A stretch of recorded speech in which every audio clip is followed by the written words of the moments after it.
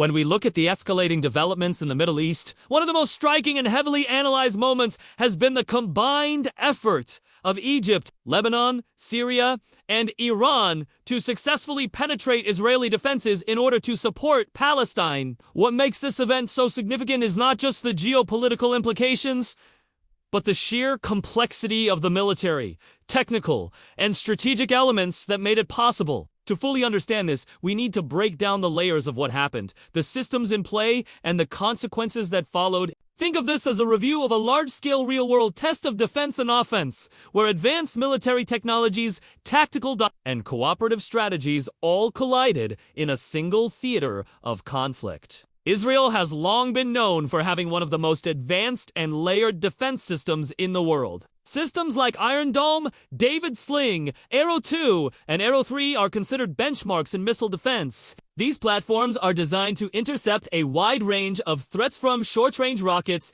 to long-range ballistic missiles. On top of that, Israel has integrated radar networks, satellite tracking, and real-time command centers that fuse data together to create a defensive umbrella over its territories. For years, this structure has been tested by sporadic rocket attacks from Gaza or Lebanon, but it has always managed to hold its ground with relatively high interception rates. However, when Egypt, Lebanon, Syria, and Iran coordinated efforts, what we witnessed was a stress test that pushed this defense architecture to its absolute limits. Each of these countries brought unique elements to the offensive, making the combined effort a multi-dimensional challenge. Egypt, with its growing missile program and air power capabilities, played a key role in applying pressure from the southwest. Lebanon, through Hezbollah, provided an arsenal of precision-guided rockets and guerrilla-style launches that created unpredictable attack patterns.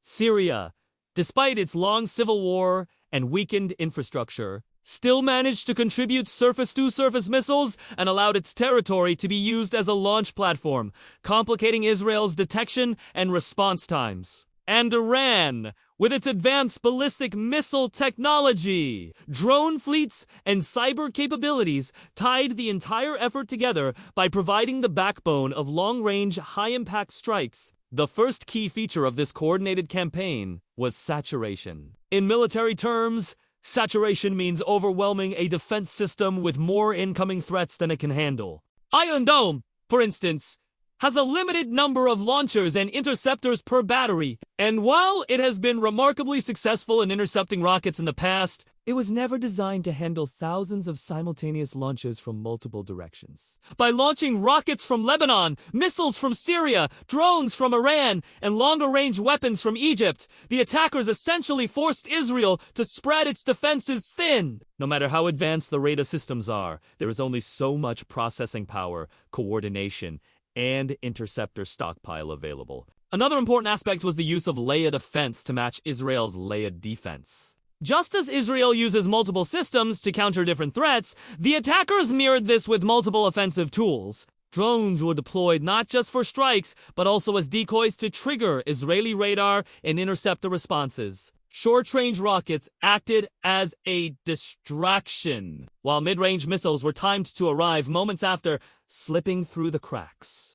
Long-range ballistic missiles then targeted key military infrastructure, and cyber attacks attempted to disable or confuse command and control systems. This combination showed an understanding of how Israel's defenses operate and how to exploit their weaknesses through timing and sequencing. Performance-wise, the operation demonstrated that even the most technologically advanced defense systems can be vulnerable under coordinated, large-scale assaults. Israeli interceptors were able to take down a significant percentage of incoming threats, but gaps were visible. Some drones penetrated radar coverage due to their low altitude and small radar signatures. Some ballistic missiles reached deeper into Israeli territory, striking areas previously considered relatively safe. This outcome sparked debates among military analysts worldwide about whether defensive systems can ever be truly impregnable, or whether offense will always find a way to adapt and break through. From a design perspective, the offensive strategy showed remarkable integration of diverse technologies from multiple nations.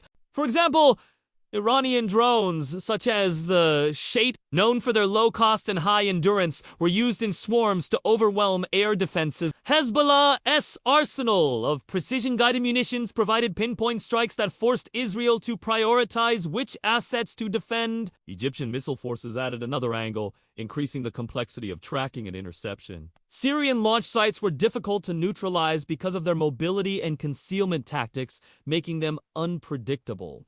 The design of this offensive was less about flashy individual weapons and more about how the pieces fit together into a seamless wave of pressure. A unique selling point of this event, if we analyze it as though it were a military demonstration, is the element of cooperation across borders. Historically, Arab states and Iran have had different interests, and unity has been difficult to achieve. But here, cooperation created a synergy that none of them could have achieved individually. Iran's technology, Lebanon's proximity, Syria's geographical positioning, and Egypt's growing military capacity all combined into a single offensive mechanism that temporarily neutralized Israel's sense of invulnerability. This unity is what made the event stand out as not just another skirmish, but a serious showcase of collective capability. At the same time, it's important to acknowledge that Israel's defenses were not entirely bypassed. The interception rates, while challenged, still prevented catastrophic damage in many areas.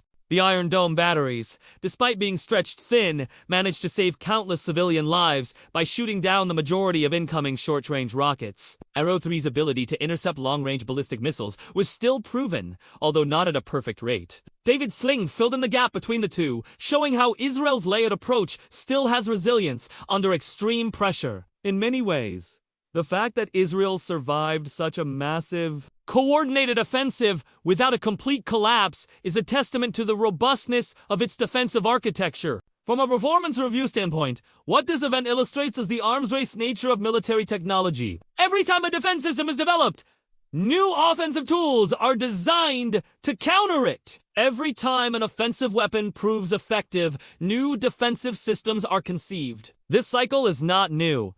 But what makes the Middle East unique is how compressed and immediate these cycles become due to the frequency of conflicts. For the attackers, the selling point was showing that no matter how advanced Israel's defenses are, they can be penetrated with careful coordination. For Israel, the takeaway was proving that even under one of the heaviest combined assaults in its history, its defenses did not entirely fail. Another interesting angle to consider is the psychological and symbolic impact beyond the material damage. The very fact that Israel's defensive shield was breached had an immense effect on morale. For Palestinians and their supporters, this was seen as proof that resistance is not futile, that even the most advanced military can be challenged. For Israel, it raised questions about complacency and over-reliance on technology. It showed that strategy and cooperation could at times outmaneuver engineering superiority. This psychological dimension is often overlooked in technical discussions, but is just as crucial in understanding the overall impact. The design of the offensive also leaned heavily on modern warfare's trend toward asymmetry. Instead of matching Israel tank for tank or jet for jet, the attackers relied on cost-effective, hard-to-stop weapons like drones and rockets. For example, a single Iron Dome interceptor can cost tens of thousands of dollars, while the rockets it destroys might cost only a few hundred. By forcing Israel to use expensive interceptors on cheap targets, the attackers essentially created an economic imbalance. Over time, sustaining such defense becomes a financial strain. This economic warfare dimension was another unique aspect of the event. What's equally notable is how information warfare and media coverage played into the overall perception. Images and videos of Israeli cities under fire circulated instantly, amplifying the sense of vulnerability. Meanwhile, state media in Iran, Syria, and Lebanon framed the penetration of Israeli defenses as a historic achievement, rallying public opinion in their favor. In the age of digital connectivity, perception can sometimes matter as much as reality. Even if Israel technically intercepted the majority of attacks, the few that got through were enough to shift narratives worldwide.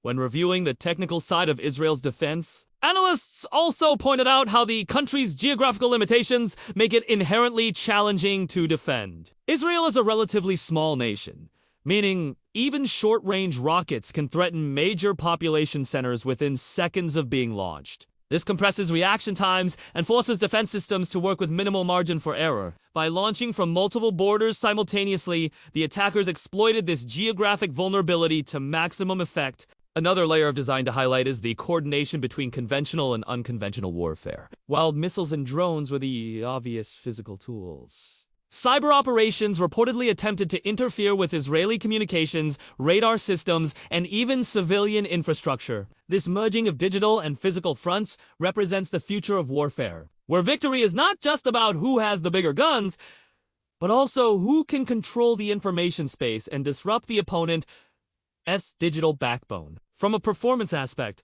the attackers also revealed adaptability. When initial waves of drones were intercepted, they adjusted by using mixed waves of drones and rockets. When Israel deployed fighter jets to hunt down launch sites, mobile launchers shifted positions quickly, making them harder to target. This adaptability is another reason the offensive was able to sustain pressure over time. It wasn't a one-dimensional barrage, but an evolving, adaptive campaign. Finally, in looking at the broader significance, this event reshaped regional perceptions of power dynamics. For years, Israel has been seen as militarily untouchable, with defenses so advanced that no coalition could break through. The success of Egypt, Lebanon, Syria, and Iran in penetrating those defenses, even partially, cracked that image. It doesn't mean Israel lost militarily, but it does mean that its aura of complete invulnerability was shattered. For Palestine, this translated into new leverage and new hope. For neighboring countries, it demonstrated the value of cooperation in pursuing shared objectives.